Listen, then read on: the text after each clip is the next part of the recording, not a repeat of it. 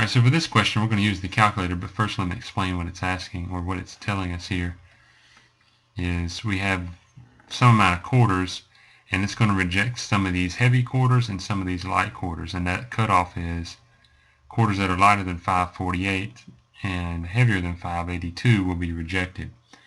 Alright, and that's what it's asking, will be rejected.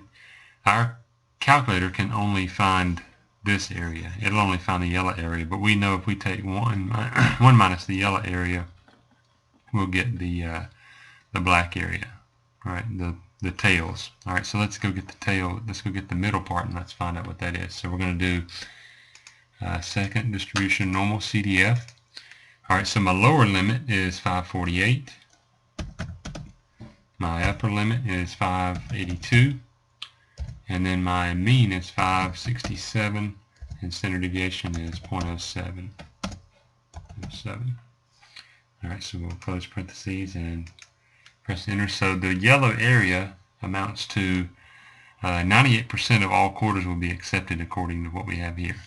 So this is 98.06%. All right, so those are the quarters that will be accepted.